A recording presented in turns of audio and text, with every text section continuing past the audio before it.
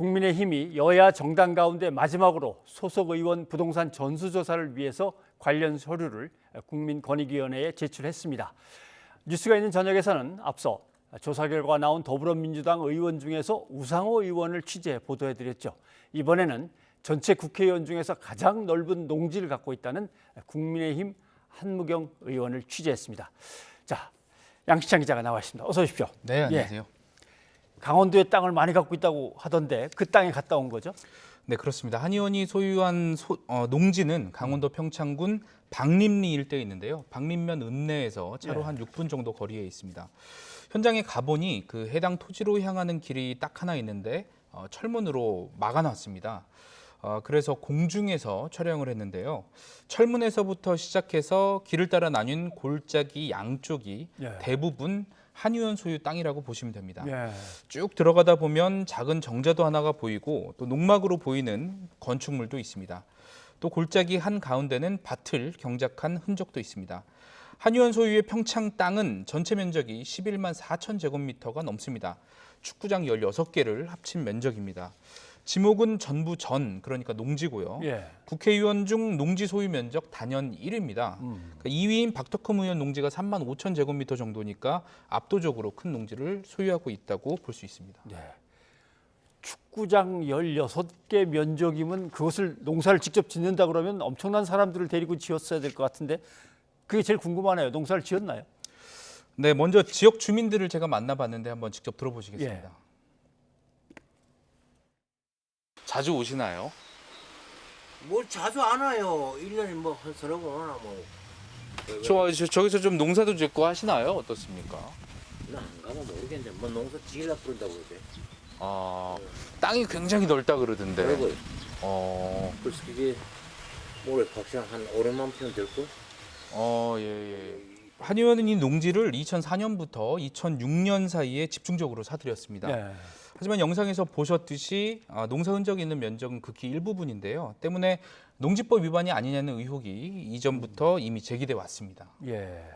그러면 농지법 위반이라는 의혹이 이제 사실 확인이 된 건가 싶네요.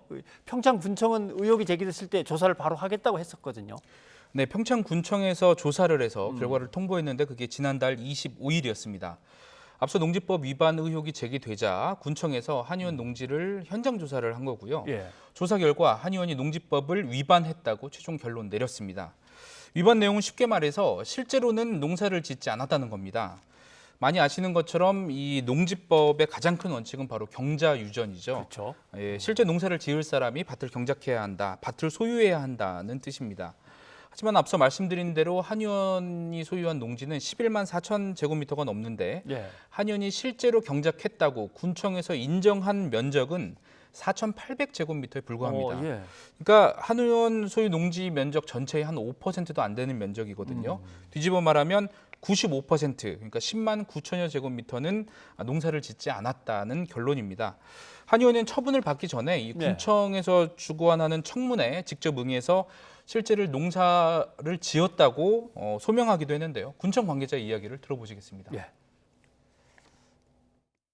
뭐 그때 당시에 뭐 자연농법 이런 걸로 해가지고 실제 농사를 더 짓다니까 더 짓는데 자연농법으로 짓다 보니까 뭐 잡초 제거를 안 했다 그래요. 자연농법이랑 방치랑 어떤 차이점이 별로 없을 것 같고. 그러니까 제작 안 될 거고 본인은 이제 그렇게 자연농법을 해서 잡초하고 같이 이렇게 키워가지고 건강한 이제 먹거리를 우리가 먹겠다 이런 식으로 해서 했는데 누가 삼자가 봤을 때는 안 보. 아무것도 안 하고 가만히 놔두면 자연농법이 되는가 이제 이런 얘기인 것 같은데 그러면 뭐 위반이 확인된 것 같은데 그렇다면 처벌은 어떻게 됩니까? 네, 이제 행정처분을 내리게 되는데 지자체는 농지를 사들인 뒤에 농사를 짓지 않고 있는 사실이 적발되면 그 땅을 팔도록 지방자치단체에서 통보를 하고 있습니다. 평창군에서 실제로 한 의원에게 통보한 문서를 한번 보시겠습니다. 농지 처분 의무 통지 알림 이렇게 돼 있거든요. 농지를 처분해야 한다는 점을 알린 겁니다.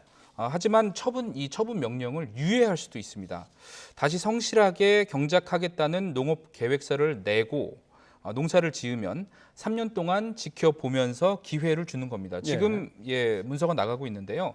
지자체는 매년 이 사실을 점검해서 경작 여부를 확인하는 겁니다. 군청에서 한의원 토지를 조사해서 최종 처분 통보까지 한 2달 가까운 시간이 걸렸습니다. 관련해서 군청 관계자 이야기를 다시 들어보시겠습니다. 현실적으로 할 수 있는 건 처분 운명 예정인 게 행정청으로 할 수 있는 가장 큰 처분입니다. 뭐 다른 방법이 있는 게 아니고 네. 저희 현장 가봤을 때 명확하게 경찰 신경 없잖아 있기 때문에 첫 번째 빼드린 거고 나머지 둘째는 그분이 낸 증거 자료로는 굉장했다. 여러 개 지장했지만은 저희는 객관적으로 봐주고 정황상 4년간 그 정황상 봤을 때 영광을 판단해가지고 나머지 둘째는 전부 다 처분하고 그렇습니다. 네.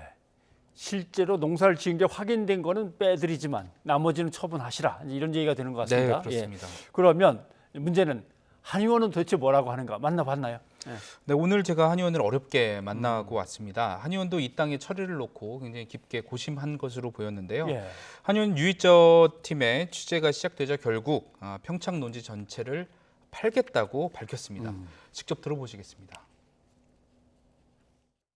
농지 처분 의무 통지서를 받았는데 그래서 이제 이걸 받고 저희도 나름대로 이제 고민을 하다가 이제 최근에 그러면 이 땅을 전부 그러면 농어촌 공사에 매도 위탁 계약을 하자 해서 지금 매도 위탁 계약을 신청해 놓고 있는 상태입니다. 네, 한의원은 자연이 좋아서 예. 그러니까 은퇴 후에 귀농을 염두에 두고 땅을 사들였고 실제 자작나무와 장려삼 등을 그 경사면에 심었다고도 설명했습니다.